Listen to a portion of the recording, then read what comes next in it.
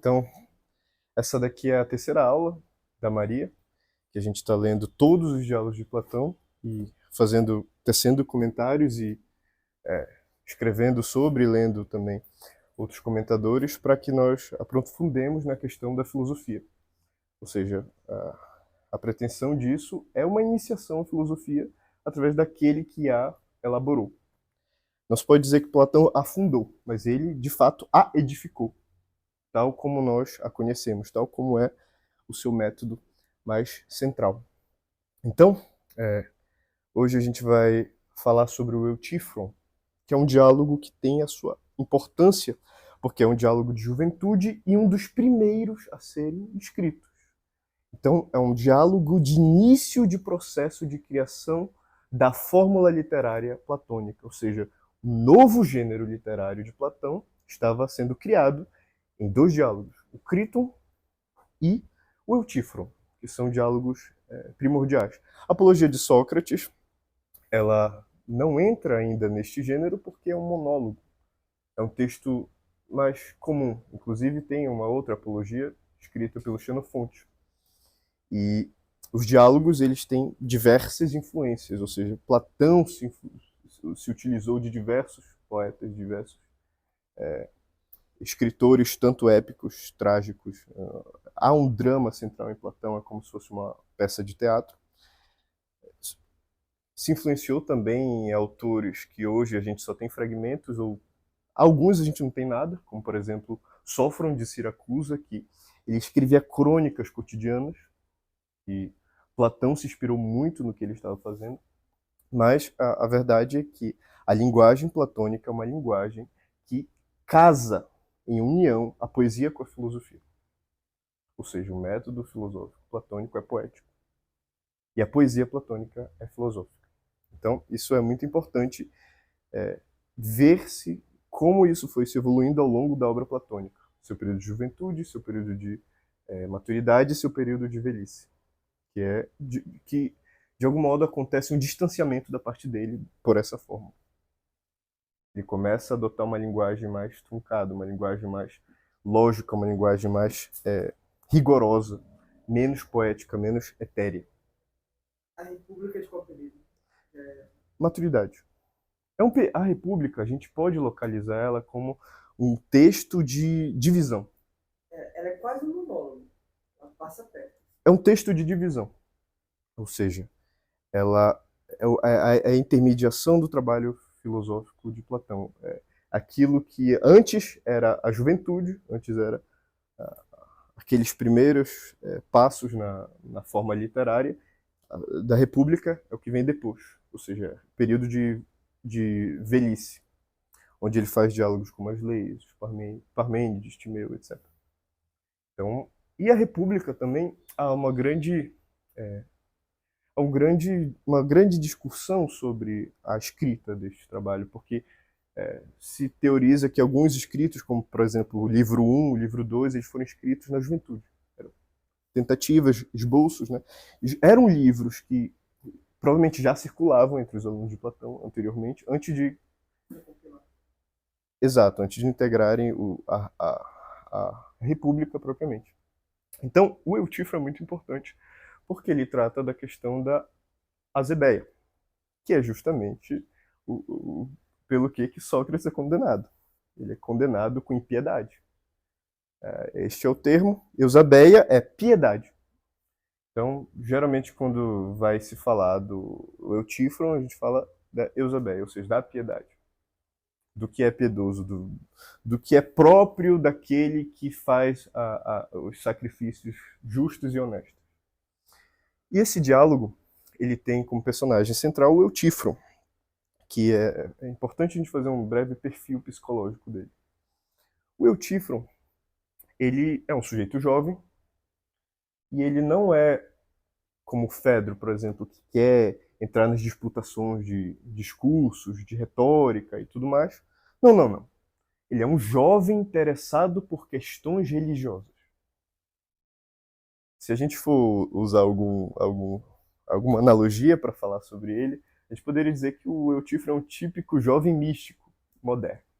seja, aquele sujeito que se interessa por religião, por esoterismo, é meio new age, é meio perdido, assim, não sabe muito bem para onde está indo, de onde veio, mas ele se julga alguém tradicional. Ele se julga alguém que está numa tradição muito longa, que está numa tradição respeitada, religiosa. Então, ele é um ensaio de profeta. Ele se vê como um profeta. Simulado. É um simulacro. E, bom, Sócrates dispensa apresentações. Fato é que o diálogo se inicia perto do pórtico do rei Arconte. E o que é isto, o Arconte? O Arconte, ele é um cargo, ele é um título dado a alguém que irá ouvir as denúncias e, se elas forem de devida importância, convocar o júri para fazer um processo jurídico. Este é o papel do Arconte. E Sócrates está a caminho desse Arconte porque ele foi acusado por Meleto. E Meleto ele é um fantasma da acusação. Ele é um rapaz jovem que acusa Sócrates de impiedade, de corrupção dos jovens e também de outras coisas. Mas quem estava por trás dessa grande acusação era Nito, que era um sujeito mais velho, que trabalhou com Sócrates no período que Sócrates trabalhou no governo dos 30 tiranos. E Sócrates, ao que tudo indica, se negou a cometer um ato impiedoso no governo. Ou seja, ele se negou a cometer uma injustiça política. E ele se afastou da política nesse período. E o Anito tinha uma grande rivalidade contra Sócrates. Então, ele cria esse processo para pegar Sócrates no pulo do gato, obviamente. E o Meleto era só uma laranjinha. O grande acusador era o Anito, que estava por trás. E tem um fato histórico interessante que mostra que essa acusação do Anito, ela não era bem verdadeira, era uma coisa para incriminar o Sócrates de qualquer coisa que fosse. Por quê? Porque ao mesmo tempo que ele estava acusando o Sócrates de impiedade, ele estava defendendo outro sujeito pelo meio do mesmo crime. Mais ou menos o mesmo tipo de acusação, que não era muito bem fundada, etc. Então, é isto. Vale-se fazer um comentário que é o seguinte: quando eu faço uma denúncia ao Arconte, digamos que o Tiago assassinou o meu irmão. Eu vou lá no Arconte e denuncio. Foi o Tiago que assassinou meu irmão, não sei o quê, não sei o quê. O Arconte vai acatar, vai pegar a denúncia e vai fazer uma investigação. E vai chamar o júri. Eu serei o responsável de acusar o Tiago com um argumento. Não, o Tiago matou meu irmão por causa disso, disso, disso, disso. Mas o Tiago, ele irá se defender. Agora, se o Tiago mostrar, não somente com provas, na maior parte das vezes não eram provas, eram discursos. Por isso que os sofistas ganhavam muito dinheiro. Eles eram pagos para preparar um discurso, eram pagos para discursar defendendo o sujeito de qualquer acusação, ou acusando alguém. Certo? Então, se o Tiago provasse que ele não matou meu irmão coisa nenhuma, eu que estou fazendo uma acusação falsa, eu ia provavelmente pagar a mesma pena que eu injuriei ele. Certo? Então a acusação não é nada trivial. Então se pode imaginar que durante a apologia de Sócrates, quando Sócrates estava discussando o Mileto, provavelmente ficou com medo caso Sócrates ganhasse. Porque a condenação seria análoga ao que ele propõe para Sócrates. Certo? Que é a morte. Então, é por aí. Sócrates está indo para o Arconte para ver que diabo de acusação é essa que estão fazendo contra ele, que a princípio ele não sabia o que era. E atravessando lá, ele se conta com o Eutífron, esse rapaz, esse jovem, e eles começam a bater um papo ali no caminho, e o Eutífron pergunta: o que tu estás fazendo aqui? Para onde? O que tu está fazendo aqui? Ele: olha, eu fui acusado de um negócio aí. E o Eutífron até fala: imagino que tu foste acusado de algo, porque eu não imagino tu acusando alguém. É uma coisa interessante. Não imagino tu acusando alguém. E aí estão me acusando, é um caso meio obscuro, não sei direito do que se trata, é um tal de Meleto. Conheces? Aí o Eutífron fala: não conheço. Ele descreve um pouco o Meleto: cabelos longos, nariz meio de turco e tudo mais. Descreve mais ou menos isso do Meleto. E aí o Eutífron pergunta, certo, mas do que ele está te acusando, Sócrates? Sócrates explica. Olha, ele está me acusando de criar novos deuses e desprezar os antigos. Está me acusando de impiedade. E é interessante essa imagem de criar novos deuses. Quem é que cria deuses? É quem faz mito. Então ele já anuncia, né, na metalinguagem que Sócrates é aquele que cria mito. Ele cria deuses mesmo, de fato. E aí, isso é uma brincadeira. Esse diálogo ele tem muito essa relação do mito com a lógica, com logos, mito e logos. E isso está na maior parte dos diálogos de Platão, essa tensão. Mas o mito ele é muito presente nesse diálogo. Tanto é que, se a gente for definir uma imagem para esse diálogo, é a imagem de Dédalo, que é algo que ele cita durante o diálogo.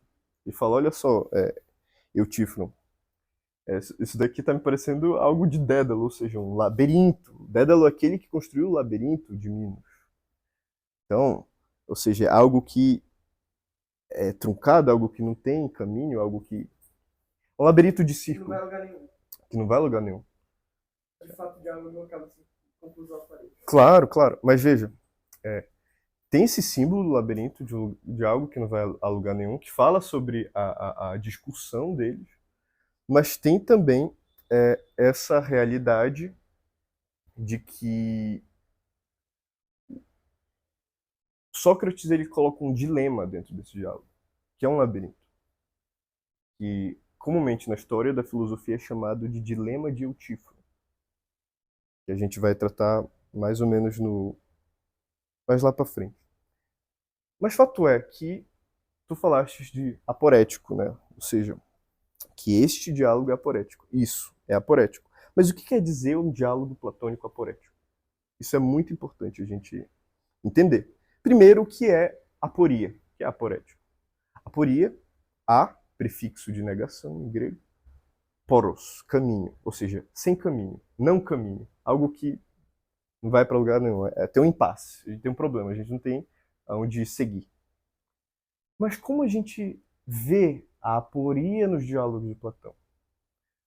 Não é que não tem resolução, é que é o seguinte, esses diálogos, ou eles servem para demonstrar a técnica filosófica, ou seja, a maiêutica, o método filosófico de Sócrates, ou ele serve para instigar o sujeito a buscar a resposta.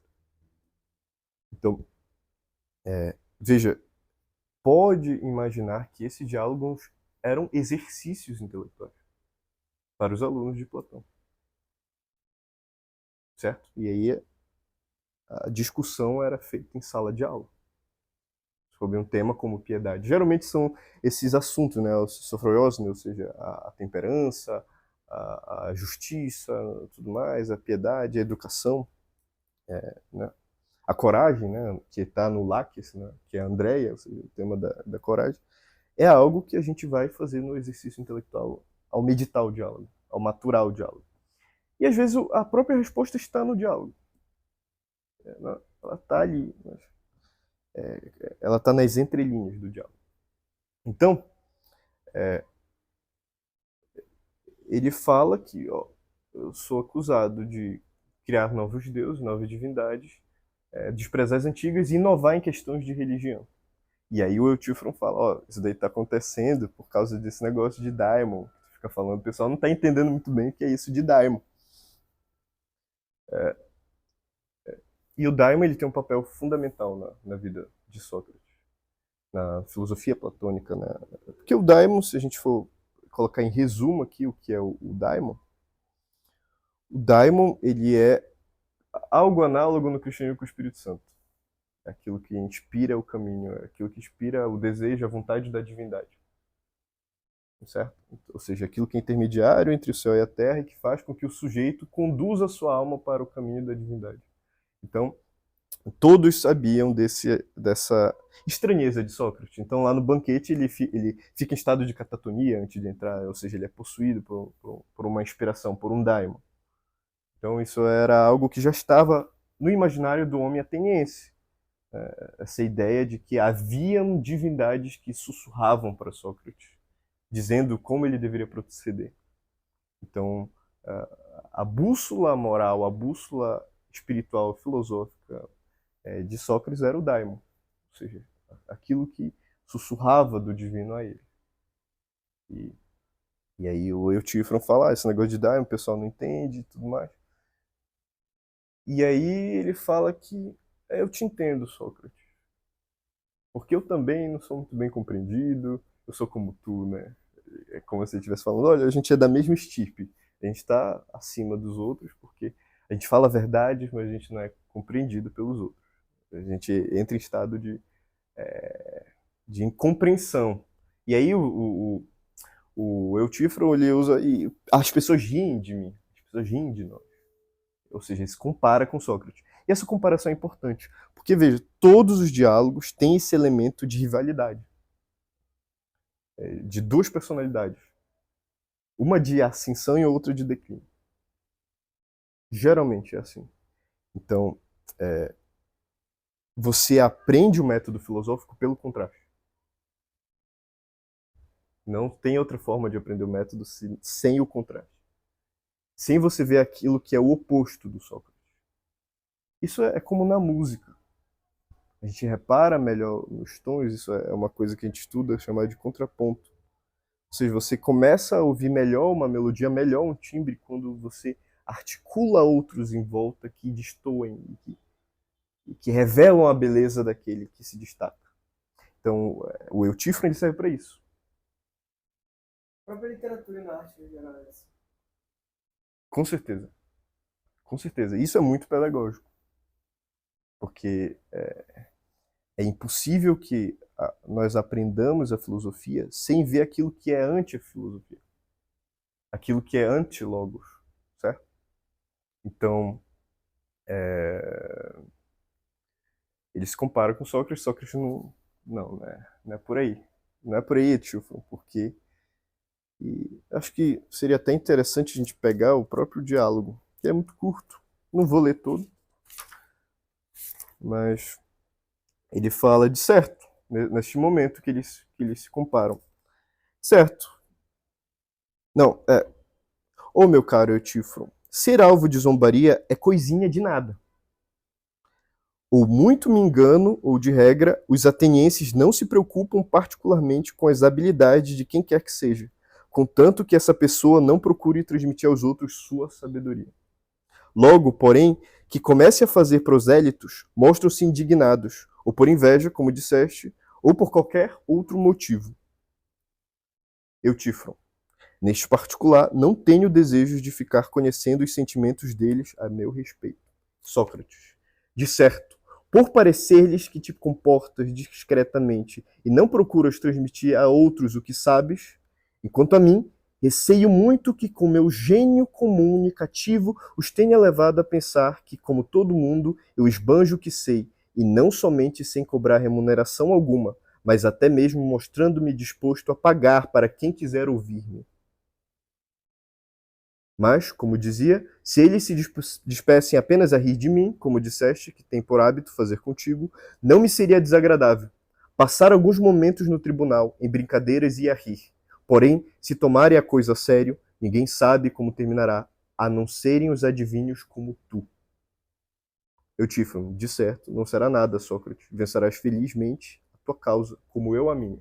Então veja bem, Sócrates é aquele que revela, Eutífron é aquele que oculta.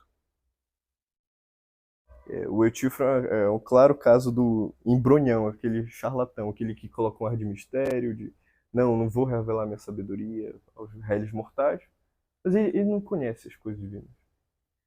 Sócrates é aquele que as revela. Então a gente já tem uma tensão de piedade, porque no fim a piedade a gente percebe na maneira como o Eutífron vive e na maneira que o Sócrates vive. O Eutífron é um ensaio de profeta, né? E aqui tem uma brincadeira muito sutil, muito bela, que o Eutífron fala que nada vai acontecer com Sócrates. Né? Ele fala, de certo, não será nada, Sócrates, vencerás felizmente a tua causa, como eu a minha. Então ele começa o diálogo fazendo uma profecia aqui. não se cumpre. Ou seja, ele é um paspalhão, né? Ele é um paspalhão muito fraco intelectualmente, muito fraco no discurso. Vocês vão ver que o Etíforo é baixo nível. Inclusive, ele comete um erro muito principiante em lógica filosófica, que é a petição de princípio. Ou seja, ele começa com uma premissa, não a desenvolve, não a prova, e ele aceita todas as consequências, todas as conclusões. E aí o Sócrates vai quebrando tudo, né? Então, aí ele pergunta pro Eutífron, tu estás aqui fazendo o quê? Acusando alguém? Ou está sendo acusado? Aí ele fala, olha, eu tô acusando alguém. E é uma acusação muito grave. E ele está acusando o próprio pai de assassinato. Então, Sócrates fica escandalizado. Não, olha, isso daí tem que ser uma coisa muito bem. Provavelmente teu pai matou alguém da tua família, algo assim, pra tu acusar teu próprio pai de assassinato. Que história é essa? E o Tífano explica a história. Veja, uma noite, nas redondezas da casa do meu pai, um servo meu, em um acesso de cólera na bebedeira, ele estava bebendo muito, muito álcool, em um acesso de fúria, matou um servo do meu pai. Ele matou esse servo do meu pai. E o meu pai, vendo aquela situação, vendo o servo que foi morto, ele. Olá, tudo bem? Boa noite. Tá gravando. Boa noite. Ele toma este assassino, o enclausura, o prende, coloca preso em um certo lugar e vai atrás de um exegeta para saber o que deve ser feito com esse sujeito. Ou seja, como é que eu devo proceder juridicamente para resolver essa questão? Ele assassinou alguém, ele matou alguém. De uma maneira completamente imprudente, de uma maneira completamente justificável. Ou seja, ele estava bêbado, louco, de raiva, vai lá e mata o sujeito. E o pai do Etíforo prendeu, né, o criminoso. Neste meio tempo de ir atrás do lugar, né, de ir atrás do exegeta, etc., o rapaz que estava preso morreu de fome, de inanição, ficou com muito frio e tudo mais, e morreu. E me parece mais me parece não, é isto que é um crime de. O sujeito não pensou direito, né? Foi querer ir lá no exegeta, não cuidou do que tinha a ser cuidado e se esqueceu. Não foi um assassinato com a intenção reta de matar o sujeito. E era isso que, quando a gente vai ver alguns comentários, os comentadores vão falar: ah, o Etífron não entendia isso, não sabia, etc. Ele está acusando o pai porque, não sei o quê. Olha, ele está acusando o pai porque o Eutífron é uma pessoa muito supersticiosa. Ele acredita muito nas tradições antigas da liturgia, da religião, e ele acreditava que ele, por causa desse assassinato, a família dele estava impura e ele precisava fazer um rito de purificação. E esse rito de purificação era denunciar o pai, porque os deuses não iriam se irar tanto com ele, porque ele acusou o pai. Ou seja, era uma forma de expurgar o pecado da família de ter assassinado um homem. Então, o Eutífron, ele não se importa se estão rindo dele, dessa acusação, que é absurda. Todo mundo achou ridículo isso daí. A família do cara queria matar ele, porque como é que tá acusando teu pai, cara, de um crime que não foi com a intenção. O teu pai não queria matar aquele sujeito, ele queria resolver, né? Ah, mas por medo, por temor, e o temor é uma palavra importante aqui, que depois o Sócrates vai falar sobre ele cita, né, o Píndaro, ele cita o poema de Píndaro falando do temor, falando do medo, né? Então, ou seja, o Eutífron tinha medo da divindade porque a família dele estava impura. Então, tem um quê de superstição, tem um quê de má compreensão e, né?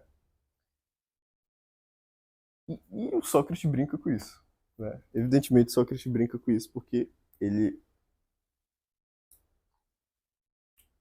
ele fala, caramba, cara, então Se tu sabes, né, o que é esse negócio de piedade, eu vou te contratar para te ser a pessoa que vai me defender diante do júri, porque tu vais me salvar.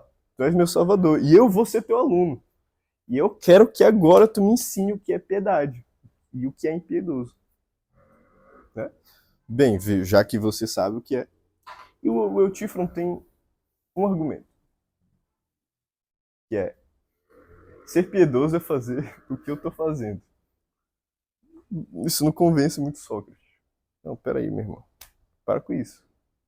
Depois ele diz que ser piedoso é fazer aquilo que agrada aos deuses. Olha, mas os deuses discordam. Pega a Ilíada lá do Homero. Tem os deuses que estavam com Troia, tinha outros que estavam com os helenos. Mas e aí? Aí o Etífron fica meio saber como proceder, não se convence muito. Depois ele fala, não, ser piedoso é fazer aquilo que todos os deuses concordam. O Sócrates derruba isso daí também.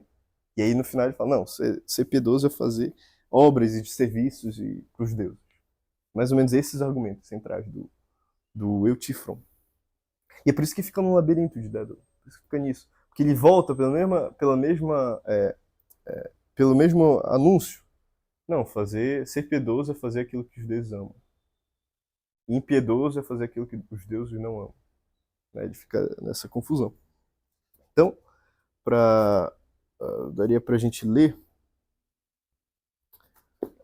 o capítulo 6, que o Sócrates diz assim: então diz-me, o que é no teu modo de pensar piedoso e o que é ímpio? Certo?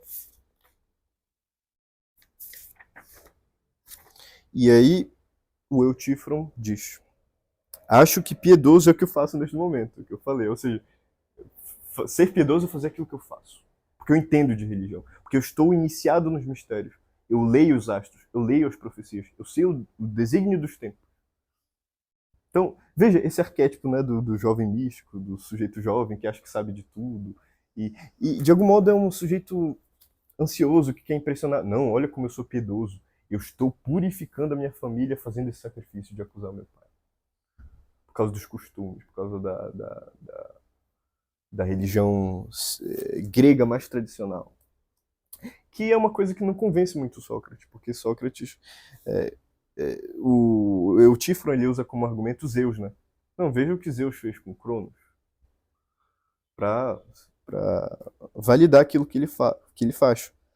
E aí o Sócrates ele diz, cara, mas isso daí não me convence muito não, eu não sou... É por isso que estão me acusando de impiedade. Porque eu não acredito muito nessas historinhas, não. Veja, não é que Sócrates está rompendo com a religião grega ou com os mitos. Não. É que ele não acredita na visão superficial dos mitos. Porque quando a gente vai ver a história do Zeus, com Cronos, não é isto que o Eutífron acha que é. A história de Zeus com Cronos é a história da vida espiritual vencendo o tempo. Vencendo a matéria. Porque o Cronos é aquilo que devora os seus próprios filhos, ou seja, o tempo que devora todas as coisas. Como se derrota Cronos? É com pau, é com madeira, é com ferro, é com aquilo que é material? Não, é com raio. O raio é símbolo do espírito, ou seja, símbolo da vida espiritual. Então a narrativa do mito é a vida espiritual vencendo o tempo, vencendo aquilo que é perecível, vencendo o pó da terra. Mas o Eutífron, ele acha que é acusar o pai dele, né? A história. Certo? Então, ele diz: piedoso é o que eu faço, a saber, perseguir os criminosos, tanto do crime de morte como de roubo sacrílego, ou de qualquer outro ato do mesmo gênero. Quer se trate do pai, quer da mãe ou de quem quer que seja. Não persegui-lo é ímpio. Então, acho que é importante determinar uma coisa, um termo que é muito importante, que é o que é esse negócio de Eusebéia? Ou seja, o que é impiedade, o crime de impiedade? Impiedade é todo tipo de ato que perverte uma liturgia, perverte um símbolo, perverte um rito, ou seja, tudo aquilo que perverte a liturgia, a estrutura da religião. Só que esse tipo de ato, ele não só rompe com a religião, com a cosmovisão, ele rompe com toda a estrutura da civilização de Atenas, por exemplo.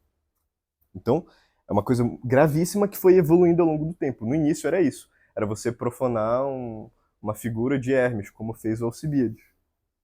Ou seja, ele mutilou lá o Hermes. Né? E esse sim cometeu um grande ato de impiedade. Mas a questão foi evoluindo ao longo dos tempos, porque apareceram os sofistas.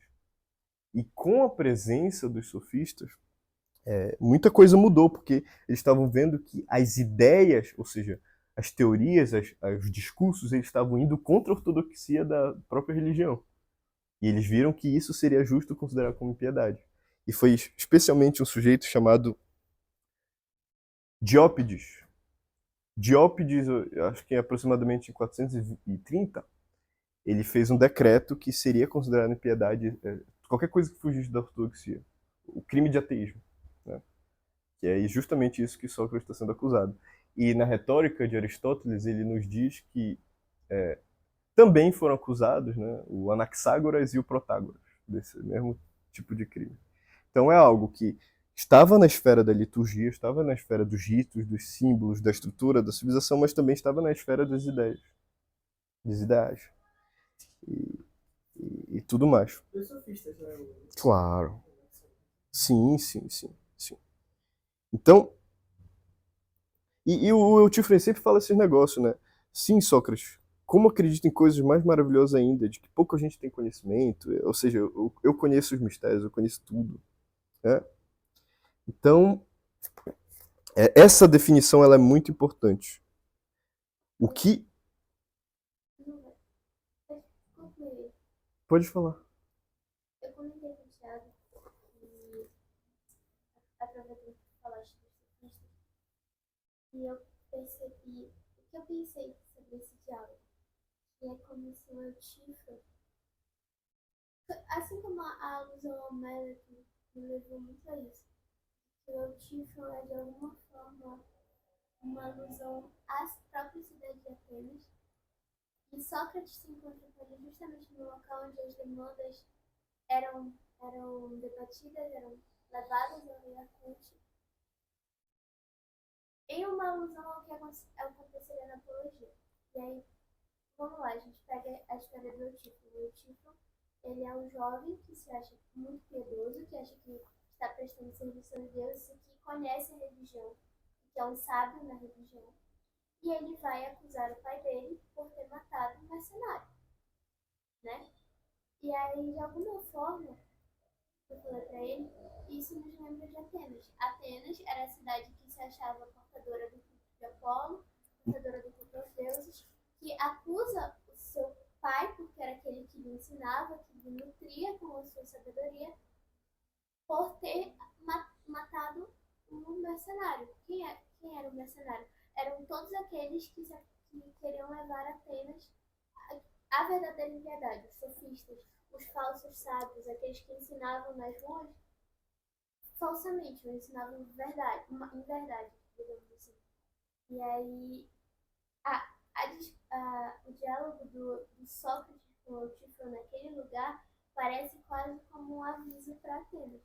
Que Atenas é aquilo, ela está perdida naquele labirinto de argumentos, porque em toda esquina tem um que se diz sábio para argumentar, e ela não consegue perceber que aquele que ela está tentando levar ao partido é o verdadeiro pai, é aquele que realmente lhe ensina, aquele que realmente lhe nutre, e é aquele que poderia tirá-la daquele labirinto. É um anúncio que o tempo está acabando, né? Precisa se fazer algo com Cronos, né? Ou seja, algo precisa ser feito com tempo.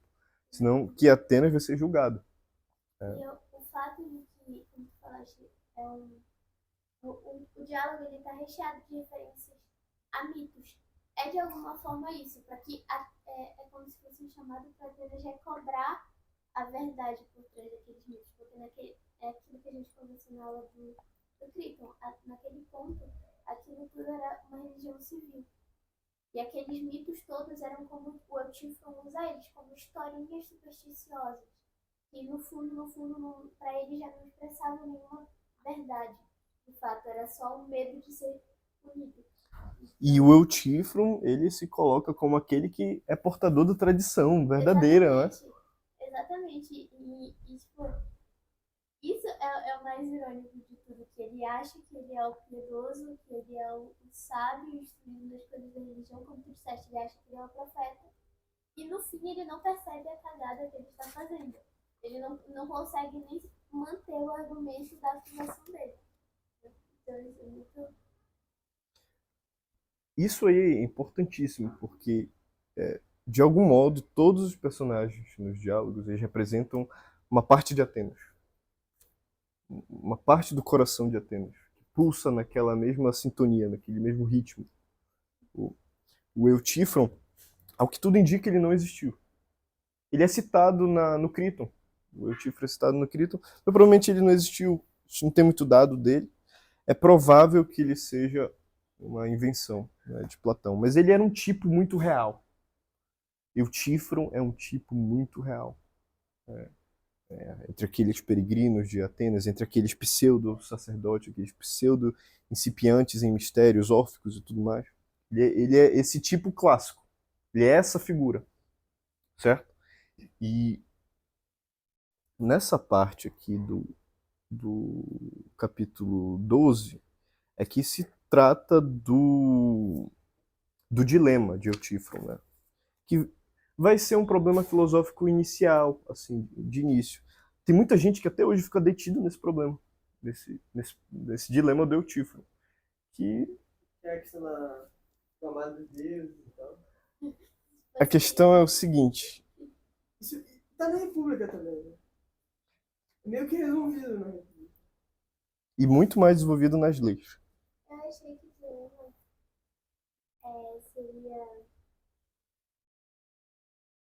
seria sobre...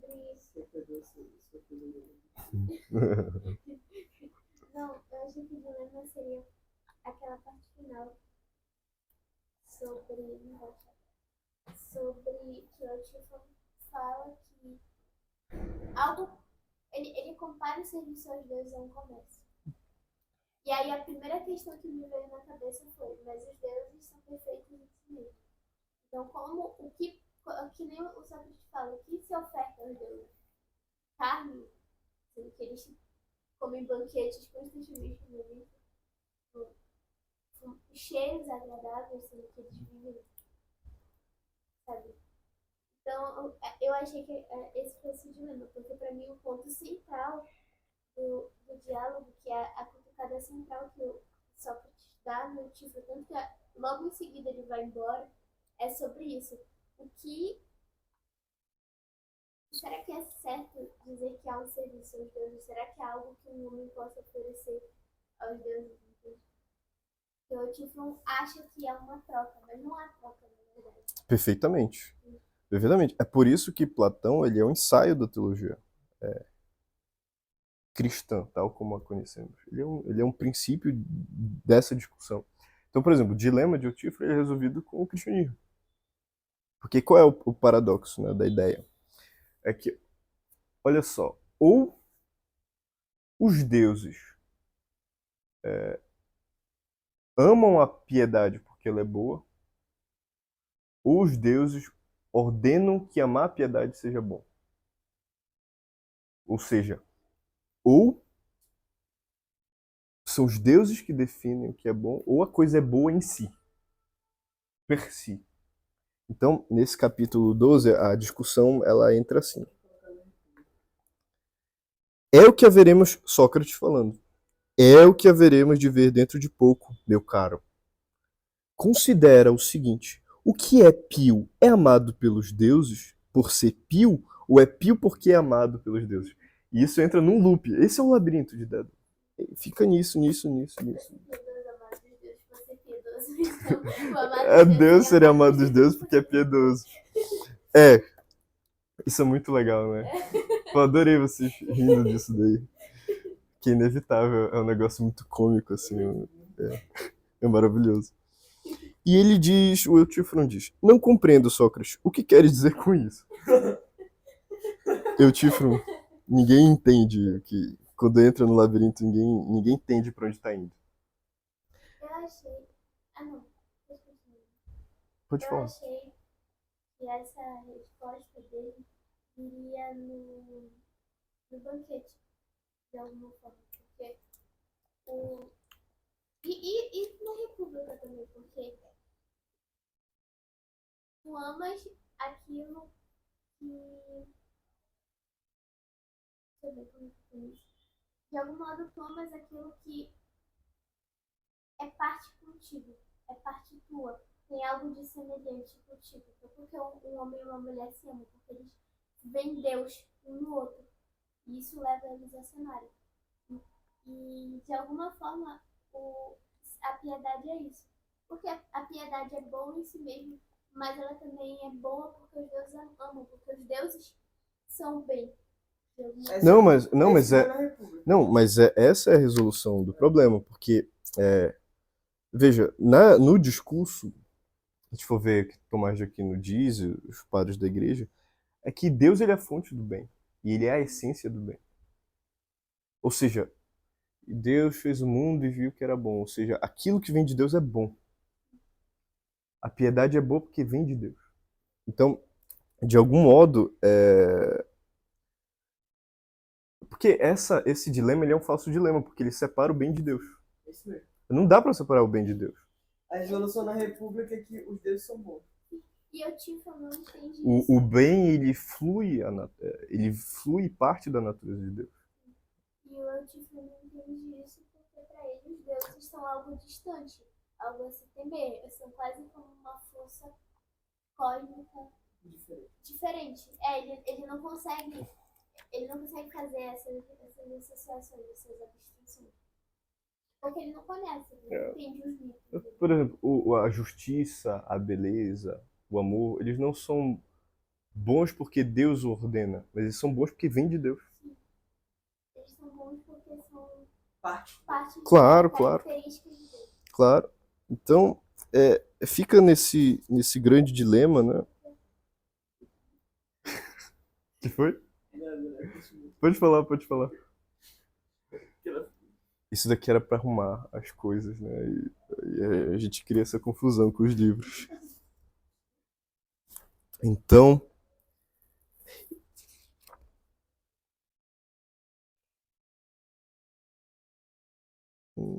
deixa eu ver um ponto interessante de ser comentado. Queres falar, Maria?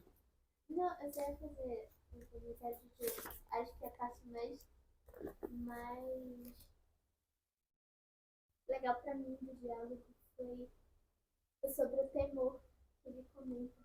Porque, tipo, Ele cita o poema do Píndaro. Deixa eu ver. Pode. porque a maior prova de que o tipo não sabe absolutamente do que ele está falando, ele não sabe absolutamente do que ele está fingindo saber. Meu pensamento é precisamente o oposto do que pergunta o poeta nos seus versos. Por que não cantas também Zeus potente, criador de tudo isto e ordenador? É muito certo, onde há medo, há respeito. Enquanto a mim discordo do poeta. Queres que te diga em quê? Eutífron, sou todo ouvidos. Sócrates, não me parece que onde haja medo haja respeito, porque muita gente tem medo de doenças, de pobreza e de outros males do mesmo jaez. Que tem medo, é certo. Porém, não vejo que revelem respeito por aquilo de que se temem. Não pensas também do mesmo modo? Eutífron, perfeitamente. Sócrates, ao contrário, onde há respeito há temor. Temor dei principio sapientia. O temor do Senhor é o princípio da sabedoria. Então, se tem temor porque você o respeita. Se tem temor porque você o ama. Não tem. Sabe qual é uma das maiores provas sensíveis do amor? É ter medo de profanar o ser amado. É ter medo de desrespeitá-lo. É temer perdê-lo por profanação, por impiedade. Tanto que quando tu tem temor para algo perigoso é porque tu tem amor a si mesmo. Tem medo de perder o É aquilo que acho que é o Fed fala no banquete, que seria bom para os guerreiros amarem os jovens porque quando eles É o Pausanias. isso, fazendo que quando eles estivessem na guerra eles temeriam ser desonrosos por causa deles, para não profanar eles, para não profanar o nome deles. jovens mancios. Tu gosta, né? Jovens mancios do Sócrates. É cheio de fubocagem, né? Não tem pra onde Tem correr. condições, né? Aí continua. Onde há respeito a temor? Haverá alguém que, tendo vergonha de qualquer ação má, devido ao respeito a si mesmo, não revele ao mesmo tempo temor e medo da má reputação? Eutífron, forçado é que revele. Sócrates, não é certo, porém, dizer: onde há medo há respeito, porém, onde há respeito há medo, pois nem sempre há medo onde há respeito. Muito maior, quero crer, é o medo do que o respeito. O respeito é uma parte do medo, como o número impar é parte do número em geral. E assim como nem sempre há número impar, onde quer que haja número, sempre haverá número onde houver número impar. Acompanha-me agora? Perfeitamente. Foi nesse sentido, Sócrates dizendo, que eu perguntei há pouco se onde quer que haja justiça, haverá também piedade. Ou ainda, se sendo justo tudo que é pio, pode haver justo que não seja pio, porque a piedade é uma parte da justiça. Já não assentamos esse ponto ou és de parecer diferente? Eutífro, não, é assim mesmo. Parece que falaste com acerto. Eles vão prosseguindo.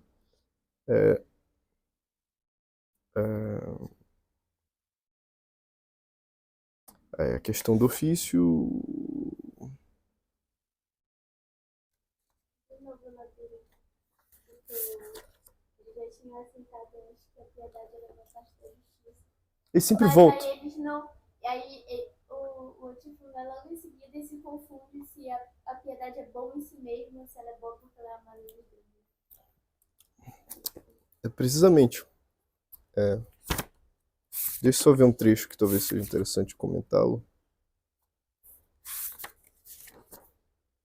Vocês são bonitinhos, hein? Aí vocês envergonham o professor, assim. Certo.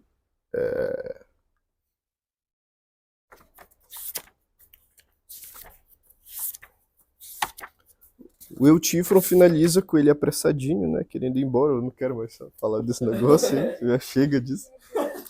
Tchau, Sócrates. Tchau. E Sócrates fala: que fazes, amigo? Com a tua retirada, deixas-me cair do alto da minha grande expectativa de aprender contigo.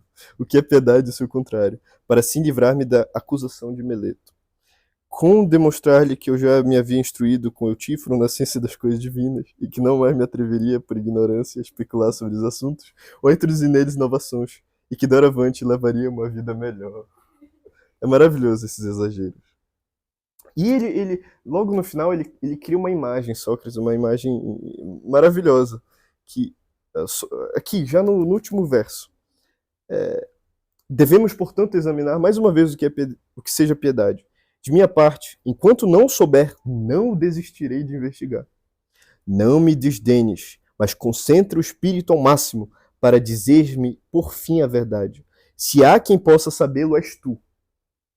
Não sendo admissível, como no caso de Proteu. Proteu, ele está citando aqui uma figura importante, que é o deus das formas.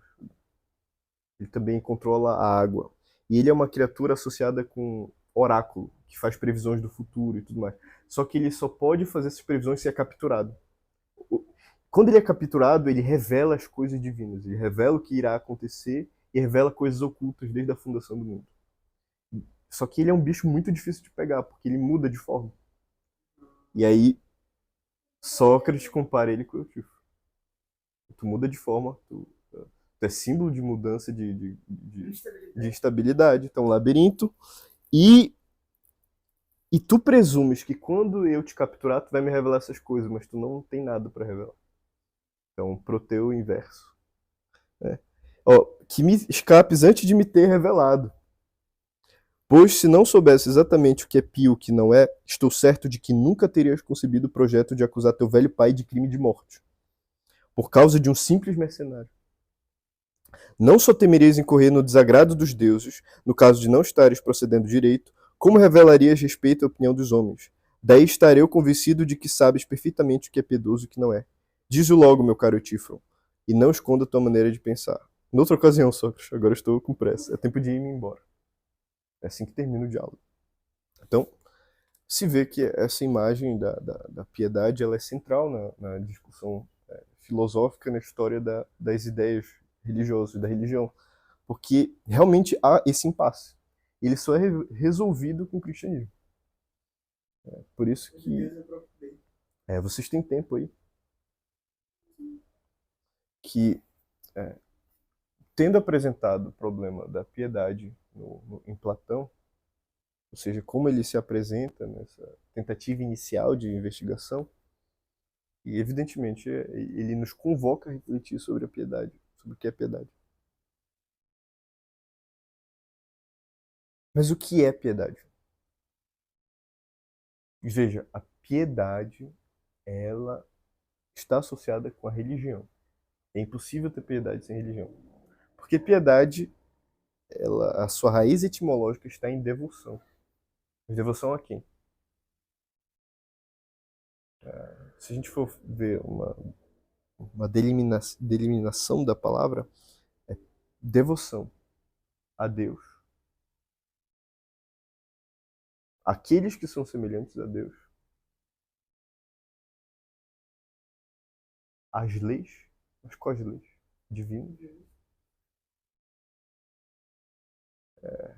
Este é o caminho da piedade. Mas como a gente pode assim afirmar o que é piedade? Como a gente pode defini-la? Cristo, ele faz isso citando duas passagens importantíssimas, Deuteronômio e Levítico. Quando ele diz que eis toda a lei e os profetas. Amar a Deus acima de todas as coisas e ao próximo como a si mesmo. Isso é a piedade.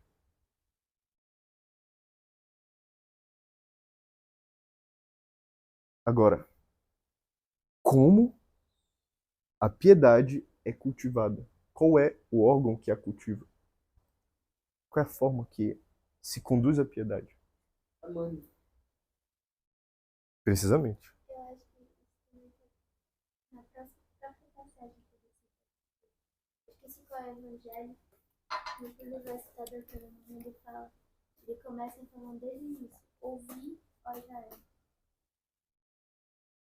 Começa falando desde esse início. Tem muito isso. Amarás a Deus por todo o teu Cristo o tempo todo fala. E tem aquela passagem também na ressurreição dos dois discípulos de Emaús que eles falam, não ardia o nosso coração enquanto ele nos falava. Tem muito isso. Aí tu usou a palavra coração, que a gente vai tratar comentando o Evangelho de São Marcos, capítulo 7. A palavra-chave desse evangelho é o coração. A olho despercebido isso não fica muito claro. Mas o centro desse evangelho é o coração. Esse capítulo começa com os judeus questionando por que os discípulos não comem com as mãos puras. Por que eles comem com as mãos impuras? Os judeus questionando o Cristo. Os fariseus especificamente. E ele responde: bem disse Isaías sobre vós. Vós honreis-me com os lábios, mas não com o coração. Os lábios estão cheios, mas o coração vazio. E aí Cristo ensina que não é o que entra dentro do homem que o torna impuro, mas é aquilo que sai que o torna impuro. E aí ele dá o ensinamento central de que tudo que é desgraça, tudo que é impuro, tudo que é miserável sai do coração do homem. E aqui ele entra numa coisa central, que é o que o coração quer dizer nas Sagradas Escrituras. Porque sempre quando ele aparece, ele aparece com dualidade. Não. Ele aparece com dualidade. Então a gente lembra do primeiro salmo, né? Ou seja, o coração do justo, o coração do ímpio. As veredas do justo, as veredas do ímpio. Então, há dois corações. Há dois corações. Do justo e do ímpio. E Cristo, ele ensina sobre a pureza neste capítulo. E logo em seguida, ele se encontra com a mulher sírio-fenícia. Então, veja, o repúdio do Corban, ou seja, dos hábitos, dos costumes, da tradição dos homens, que também é um repúdio a Kabbalah, ou seja, eu repudio a tradição dos judeus, eu repudio o Corban e repudio a Kabbalah, eu repudio as práticas exteriores da religião e repudio também as práticas místicas dessa religião. Você não pode comer coisas impuras porque tu diz que é misticamente, né? Tu pegas aquilo internamente. Perfeito. É isso. Jesus se encontra com a mulher sírio-fenícia. E o que esse encontro quer dizer? Veja, primeiro, ele repudiou a tradição. E ele deu valor ao coração. Ele desprezou as palavras e valorizou o coração. Vocês me honram com os lábios, mas não com o coração. E ele ensina sobre a pureza do coração. Ele ensina sobre a natureza do coração. E ele encontra com a mulher sírio-fenícia, que é uma pagã. E é belíssimo esse encontro. Esse encontro é belíssimo porque ela pede que ele cure a sua filha endemoniada. E Jesus diz não. Ele diz: não é justo que eu retire o pão dos meus filhos para dar aos cachorros. Filhos judeus. Aos cachorros. Aquela mulher. E ela responde: mas, Senhor, até os cachorrinhos comem as migalhas que caem da mesa dos filhos. Jesus se admira. Mas do que ele se admira? Do coração. Jesus se admira do coração dela. E cura a sua filha. E anuncia que não viu fé como a dela. Ou seja, é um rompimento da religião civil, é um rompimento com a religião do Eutíforo, um rompimento com a religião dos judeus. É um rompimento com a ideia de que somente o povo de Israel seria salvo. A salvação seria universal, seria para todos. E a imagem que interessa porque quem questiona Jesus são os sábios judeus, os doutores da lei. E aí ela vai e fala, e quando Cristo chama, entre aspas, eles, os pagãos de cachorros, ela diz sim, nós somos cachorros, mas Senhor, nós também comemos das migalhas. E ela se põe ali numa posição de completa humildade, ela realmente se humilha para ele, ao contrário dos judeus, que estão o tempo todo tentando afrontá-lo, ir contra ele de alguma forma. Tem muito essa dualidade também no coração do coração soberbo contra o coração humilhado, o coração contrito. Perfeitamente. E aí, o que acontece logo em seguida? Jesus vai ir para Galiléia e ele está naquela região de Sidônia e tudo mais, ele vai atravessar a Decápole. E Jesus atravessando a Decápole já é um negócio meio escandaloso, porque, veja, um judeu não vai passar pela Decápole, que é um conjunto de cidades pagãs, 10 cidades. E Jesus está atravessando aquele negócio ali.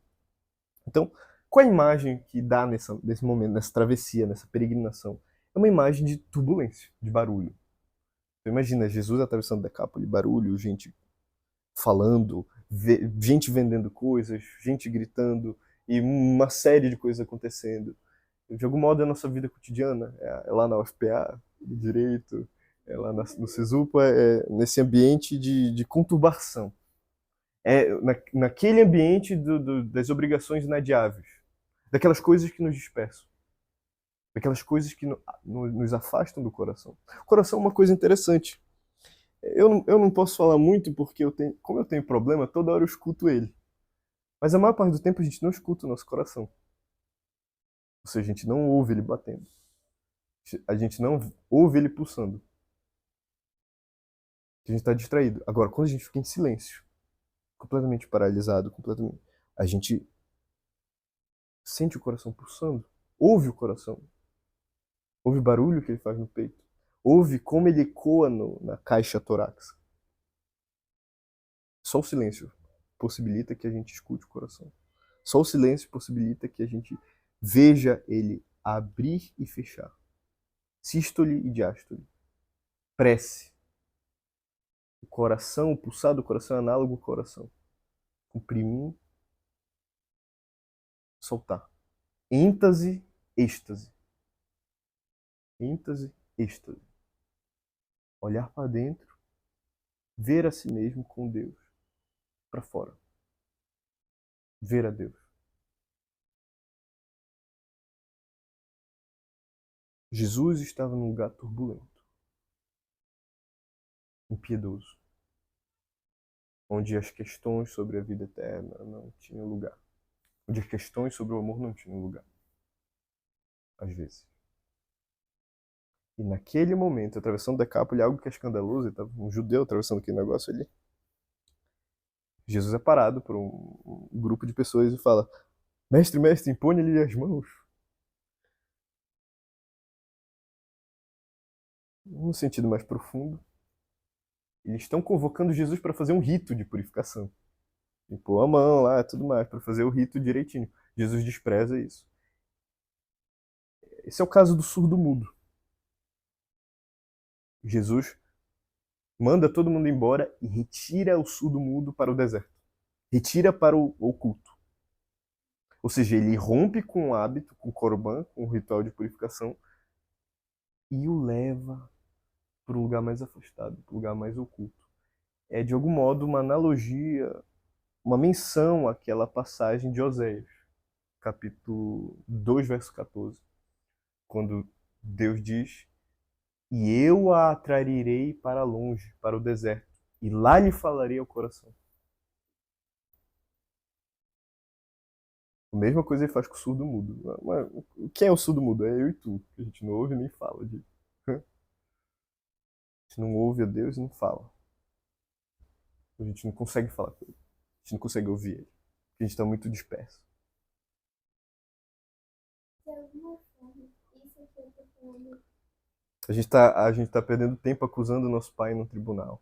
Não, É como o Eutífero, a gente tá perdendo tempo acusando o pai, a gente tá perdendo tempo com hábitos exteriores, com hábitos que a gente acha que é piedade. A gente acha que é piedade. de alguma forma, isso é na verdade mais uma pergunta. O coração do homem, o que Cristo parece tentar nos mostrar e o que ele parece tentar nos levar a entender. De alguma forma, o coração do homem é como um protetor. Ele está o tempo todo mudando e é muito difícil de você chegar lá, é muito difícil de entender. E E só o capturando que ele revela os seus Os segredos. seus segredos, exatamente. Não só pro mundo, não só aquilo que tu levas, aquilo que é a santidade do trabalho, mas para ti mesmo. Porque quando tu sentas e tu reflete, tu consegue pegar o teu coração, sentes aquele impulso, eu descobri algo novo, algo de novo sobre o sol, digamos assim. Isso é muito interessante, agora que tu falaste sobre, é realmente magnífico, porque o tempo todo é isso que Cristo instiga a fazer, a capturar o coração. De alguma forma, com Cristo na terra, capturar o coração humano é capturar o coração de Deus. Perfeitamente. De algum modo. Não, é exatamente isso. Inclusive tem uma história muito, muito bonitinha, uma parábola, que é de um jovem rapaz que vai visitar um monge. Então imagina essa cena, um jovem indo visitar um monge, e ele se encontra com o monge e pergunta: O que nestes anos todos, na solidão, no silêncio, tu recebeste? O que tu encontraste nestes anos todos? O monge se levanta, pega um balde cheio de água, coloca na frente do jovem assim de uma maneira um pouco brusca e diz: olha, olha e vê. Intus legere, olhar e... Intus legere é inteligência. Olhar... Inteligência é olhar e ver as coisas como são. Ler de dentro. Olha e vê. Consegues ver a tua face? O rapaz responde: não, tá tudo agitado, não consigo ver. Foi precisamente isto que eu conquistei aqui. Eu consigo ver a minha face. E eu vejo ela junto de Deus. O santo é aquele que é ele mesmo. E ao ser ele mesmo, ele... O santo é aquele que estabeleceu a relação perfeita de quem ele é com Deus. A união perfeita.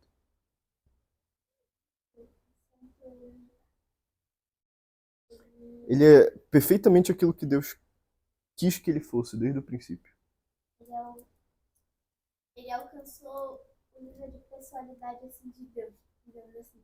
E ele consegue aplicar isso no humano, que é o geral, universal, disperso. Precisamente. Então, o que eu ganhei com esse tempo de solidão e de silêncio? Eu consegui ver o meu coração e ver que ele pertence a Deus. Então, Cristo ele toma aquele homem, aquele surdo-mudo, o retira para longe, para o deserto, olha para o céu e suspira, dizendo: Efatá, abre-te. E ele usa os dedos e a língua, a saliva. Ou seja, ele toca na orelha e diz para abrir, a orelha se abre, toca na saliva, na sua própria saliva e coloca na boca do surdo-mudo. E aí os ouvidos se abrem, a boca se abre. E é uma alusão ao Gênesis, né? Porque como é que Deus faz o homem? Mas de algum modo ele faz com a água, né? Que o Espírito de Deus parava sobre a água. Ou seja, a lama. E aí ele molda com o quê? Com os dedos.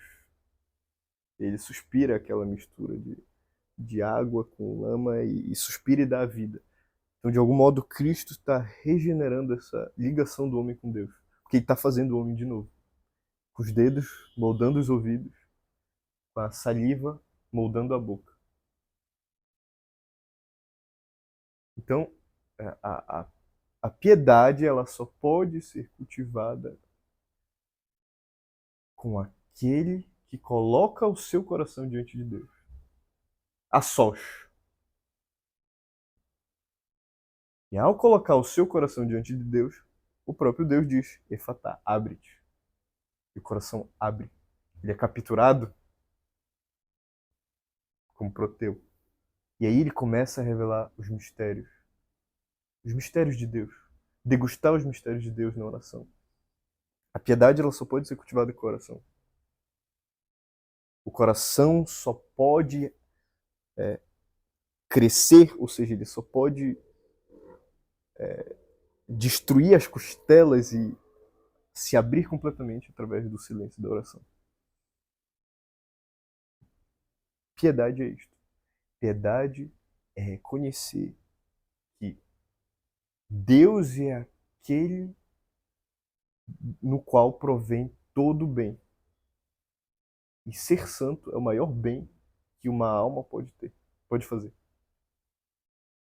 A piedade verdadeira é reconhecer que o homem é amado por Deus. Por ser amado, ele precisa amar. A quem? A Deus. Acima de todas as coisas, é o outro como a si mesmo.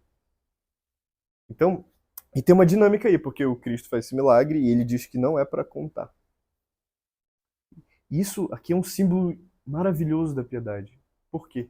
Porque, de algum modo, ser piedoso é revelar o bem que foi feito a você e ocultar o bem que você faz. O Sócrates e o Tifo. Um oculta, um revela. Né? Então, Cristo faz o bem e fala para não ser dito. O homem recebe o bem e anuncia.